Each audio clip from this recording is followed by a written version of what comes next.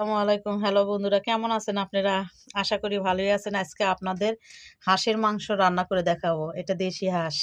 কেমন করে রান্না করি সঙ্গেই থাকুন।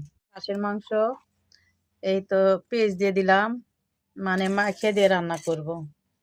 তেজপাতা দিয়ে দিলাম, এই তো মশলার গোটাগুলো দিয়ে দিলাম। তারপরে এই তো রসুন বাটা, আদা বাটা দিয়ে দিলাম।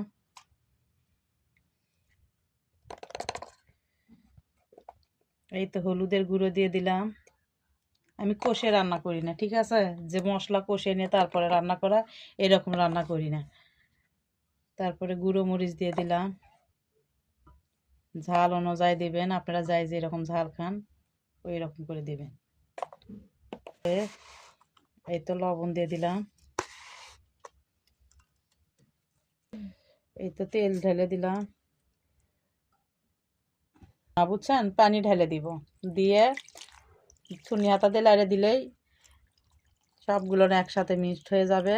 তারপরে কষে নেব। কিভাবে হাঁসের মাংস রান্না করি দেখতেই থাকুন, আমার সঙ্গেই থাকুন। এই তো রান্না তুলে দিছি। এখন এইভাবে পানি দিয়ে লাইড়ে দিলে বলক উঠলে আস্তে আস্তে ঠিক হয়ে যাবে। কিসে যেন হাঁসের মাংস হাড্ডি বেশি মাখিয়ে রান্না করা যায় না, ওই জন্য পানি দিয়ে করে দিলাম, সুন্নি হাতা দিয়ে লাইড়ে দিলাম। এই তো হাঁসের মাংস কালার। এর ভিতরে এখন আমি দিব এই যে ডিম। এই তো ডিম এখন দিতে হবে। তারপরে কলিজা।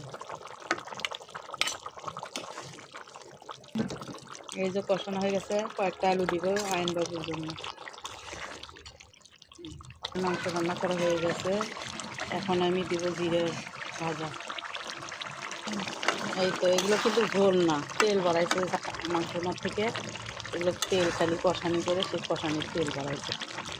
তো আমার রান্না শেষ। কেমন হয়েছে অবশ্যই কমেন্ট করে জানাবেন। এই দেখেন হাঁসের ডিম কত বড়। তো কেমন হয়েছে অবশ্যই কমেন্ট করে জানাবেন। ভালো থাকবেন, সুস্থ থাকবেন, দোয়া করবেন আমার জন্য। খোদা হাফেজ।